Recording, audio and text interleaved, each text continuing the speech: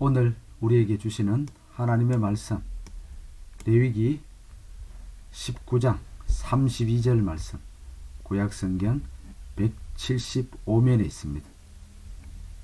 레위기 19장 32절 말씀, 제가 봉독해 올리겠습니다.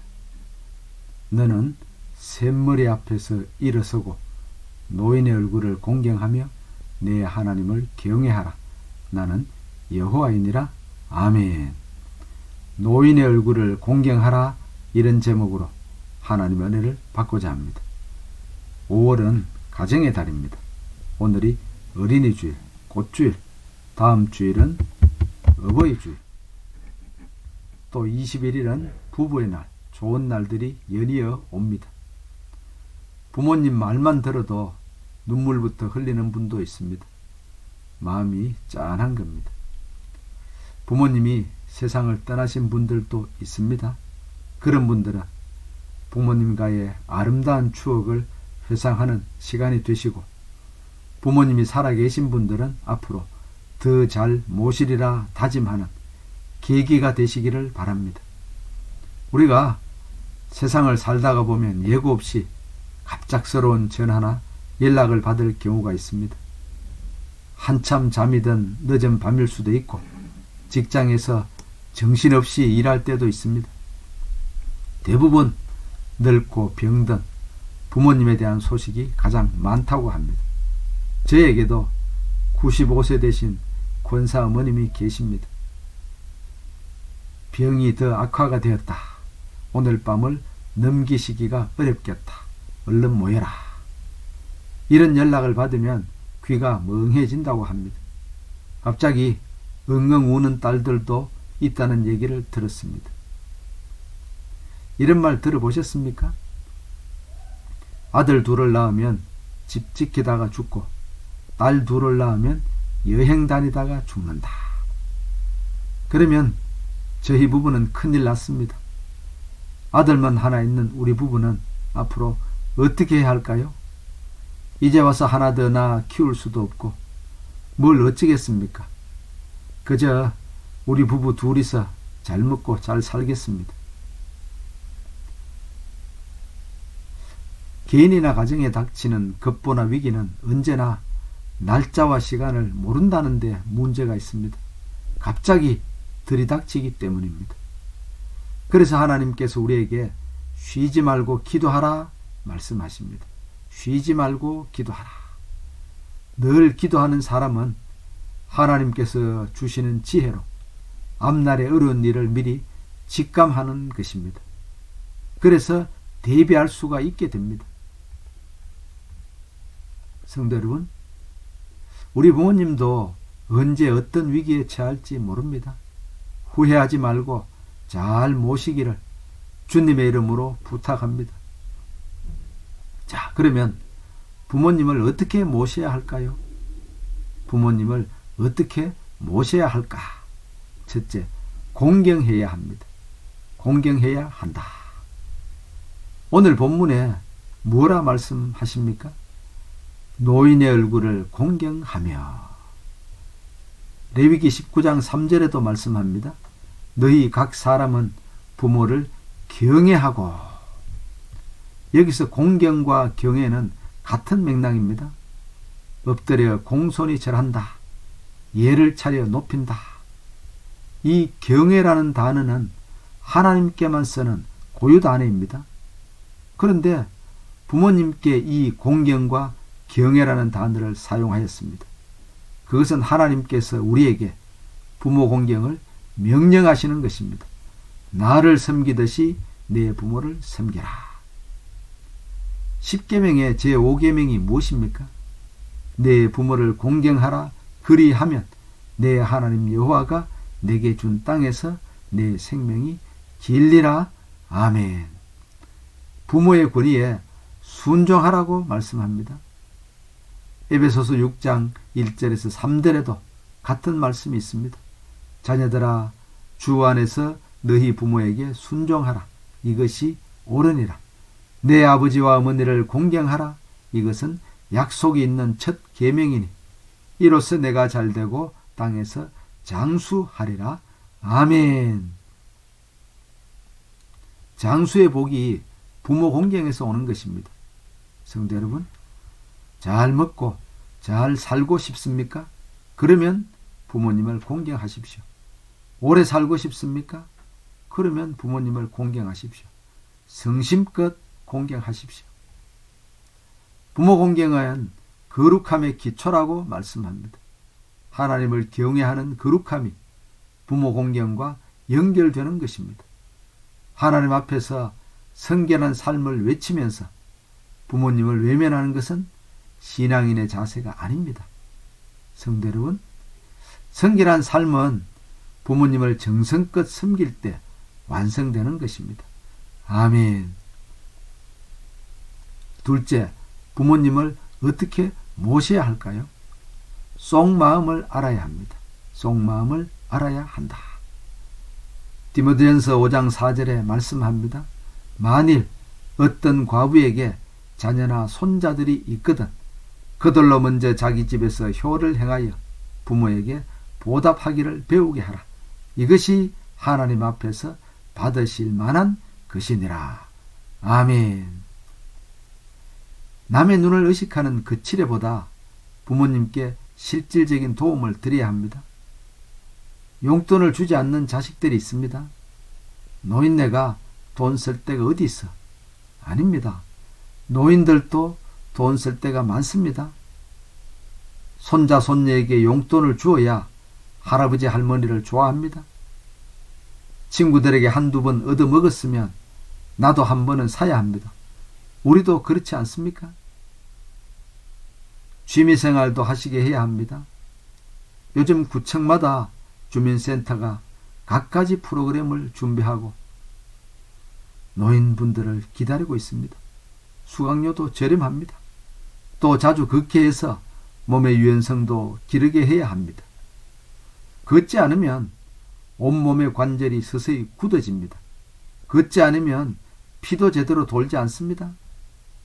걸어야 병도 이길 수 있고 활기찬 생활을 할 수가 있습니다.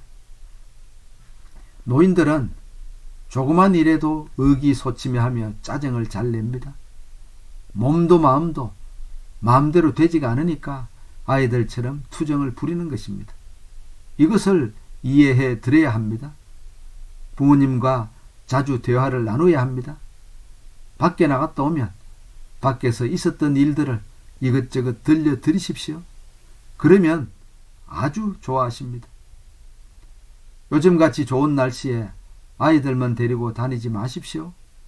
싫다고 해도 부모님을 모시고 밖으로 나가십시오. 가기 싫다는 것이 진짜로 가기 싫은 것이 아닙니다. 아들 며느리에게 짐이 될까봐 부담을 주고 싶지 않아서 따라가고 싶어도 참는 것입니다. 그래서 몸이 불편하다, 귀찮다, 그냥 집에 있겠다 하시는 겁니다. 눈치가 그렇게나 없으십니까? 자식들의 눈치는 잘 보고 자식들의 비위는 연사배처럼 잘 맞추면서 부모님의 눈치는 왜 못 살피십니까? 연사배 모르십니까? 매끄러운 최고급 비단을 연사배라고 부릅니다. 자식들에게는 몸에 착착 감기는 비단처럼 잘 하면서 부모님께는 왜 그렇게 못하십니까? 가끔씩 옷도 한 가지씩 사다 드리십시오. 괜한 것을 사왔다 하면서도 속으로는 얼마나 좋아하는지 모릅니다. 또 있습니다. 노인들은 소화 기능이 떨어지기 때문에 되도록 따뜻한 음식을 해드려야 합니다. 어른이지만 나이가 들면 어린아이가 됩니다. 어른애라는 말이 있지 않습니까? 어른애. 부모님을 아이 대하듯이 해야 합니다. 기분을 살펴야 합니다. 몸이 아파서 짜증을 내는 것인지 기분이 나빠서 짜증을 내는 것인지 부모님의 눈치를 살펴야 합니다. 속마음도 알아야 합니다. 성도 여러분, 잠언 30장 17절에 무서운 말씀이 있습니다. 아비를 조롱하며 음이 순종하기를 싫어하는 자의 눈은 골짜기에 까마귀에게 쪼이고 독수리 새끼에게 먹히리라. 된장과 고추장이 한판 붙었습니다. 된장이 졌습니다. 한판 더 붙자. 또 된장이 졌습니다. 다시 한판 더 붙자. 또 된장이 졌습니다. 안 되겠다 싶어서 된장이 하나님을 찾아갔습니다. 그래서 사정 얘기를 하고 부탁을 했습니다. 하나님, 고추장을 한 번만 이기게 해주세요. 제 평생의 소원입니다. 하나님께서 알았다. 그러고 된장을 쌈장으로 만들어 주셨습니다. 쌈장. 그 후부터는 늘 쌈장이 고추장을 이겼답니다. 자, 셋째. 부모님을 어떻게 모셔야 할까요? 잘 대우해야 합니다. 잘 대우해야 한다. 오늘의 본문 말씀이 무엇입니까? 너는 샘머리 앞에서 일어서고 노인의 얼굴을 공경하며. 아멘. 요즘 세대는 젊은이들만 생각하고 노년의 지혜를 쓸모없는 것으로 치부하는 경향이 있습니다. 그러나 절대 그렇지가 않습니다. 그분들이 이 나라와 민족을 이만큼 살기 좋은 민주국가로 만들었습니다. 목숨 바쳐 나라를 지켜준 덕분에 이 나라가 지금 존립해 있는 것입니다. 성도 여러분, 우리도 언제까지나 젊지는 않습니다. 젊음을 자랑하는 우리들도 곧 노년 세대가 됩니다. 그것이 하나님께서 인생에게 주신 법칙입니다. 전도서 1장 4절에 우리에게 알려줍니다. 한 세대는 가고 한 세대는 오되 땅은 영원히 있도다. 아멘. 또 전도서 1장 9절에는 이미 있던 것이 후에 다시 있겠고 이미 한 일을 후에 다시 할지라 해 아래에는 새 것이 없나니. 아멘. 해 아래에는 새 것이 없다. 넥타이를 보십시오. 폭이 좁아졌다 넓어졌다 합니다. 양복의 바지통을 보세요. 좁아졌다 넓어졌다 합니다. 쳐다보지도 않던 음식들이 웰빙이라 해서 고급 음식들이 되었습니다. 어르신들이 소외감을 느끼지 않도록 교회가 노년층을 잘 모셔야 합니다. 사회기강을 바로잡고 계층 간의 통합을 위해서 교회만이라도 어르신들을 잘 모셔야 합니다. 이렇게 할 때 하나님께서 기뻐하십니다. 요사이는 노인이란 말보다 어르신이라는 용어를 많이 사용합니다. 어르신. 부르기도 쉽고 듣기도 좋지 않습니까? 부모님이 안 계신 분들은 형제자매 간에 더욱 우애 있게 지내시고 부모님이 계신 분들은 부디 잘 모시기를 축복합니다. 자, 시를 한 편 읽고 설교를 마치겠습니다. 심순덕 씨가 지은 엄마는 그래도 되는 줄 알았습니다 라는 시입니다. 엄마는 그래도 되는 줄 알았습니다. 제목이 좀 묘하지 않습니까? 엄마는 그래도 되는 줄 알았습니다. 하루 종일 밭에서 죽어라 힘들게 일해도 엄마는 그래도 되는 줄 알았습니다. 찬밥 한 덩이로 대충 부뚜막에 앉아 점심을 때워도 엄마는 그래도 되는 줄 알았습니다. 한겨울 냇물에 맨손으로 빨래를 방망이질 해도 엄마는 그래도 되는 줄 알았습니다. 배부르다 생각 없다 식구들 다 먹이고 굶어도 엄마는 그래도 되는 줄 알았습니다. 발 뒤꿈치 다 해져 이불이 소리를 내도 엄마는 그래도 되는 줄 알았습니다. 손톱이 깎을 수조차 없이 닳고 문드러져도 엄마는 그래도 되는 줄 알았습니다. 아버지가 화내고 자식들이 쏙썩여 마음이 상해도 전혀 끄떡없는 엄마는 그래도 되는 줄 알았습니다. 외할머니 보고 싶다. 외할머니 보고 싶다. 그것이 그냥 넋두리인 줄로만. 한밤중 자다 깨어 방구석에서 한없이 소리 죽여 울던 엄마를 본 후론 엄마는 그러면 안 되는 것이었습니다. 어버이날을 앞두고 우리의 마음속에 그다란 울림을 주는 그런 시입니다. 하나님께서 부모 공경을 엄하게 말씀하십니다. 마태복음 15장 4절에 하나님이 이르셨으되 내 부모를 공경하라 하시고 또 아버지나 어머니를 비방하는 자는 반드시 죽임을 당하리라 하셨거늘. 부모 공경에 대한 말씀을 얼마나 많이 기록하셨는지 모릅니다. 잠언 1장 8절 9절입니다. 내 아들아 내 아비의 훈계를 들으며 내 어미의 법을 떠나지 말라. 이는 내 머리에 아름다운 관이요 내 목에 금사슬이니라. 잠언 6장 20절 21절 내 아들아 내 아비의 명령을 지키며 내 어미의 법을 떠나지 말고 그것을 항상 내 마음에 새기며 내 목에 매라. 잠언 23장 22절 너를 낳은 아비에게 청종하고 내 늙은 어미를 경히 여기지 말지니라. 잠언 23장 25절 내 부모를 즐겁게 하며 너를 낳은 어미를 기쁘게 하라. 마태복음 19장 19절 내 부모를 공경하라.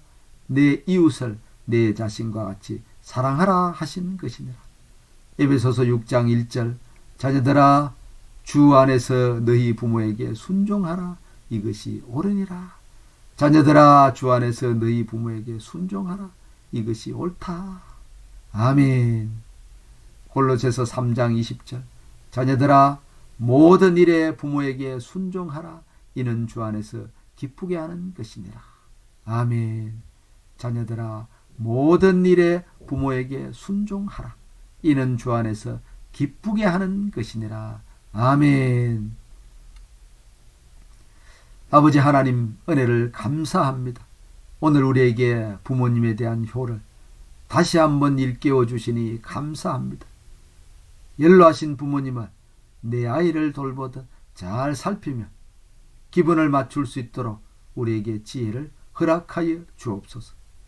부모님께 효도할 때 이 땅에서 잘되며 장수의 복을 주신다 언약하셨사오니 부모님을 잘 모심으로 이 복을 다 받아서 누리게 하여 주옵소서. 예수님의 이름으로 기도하옵나이다. 아멘.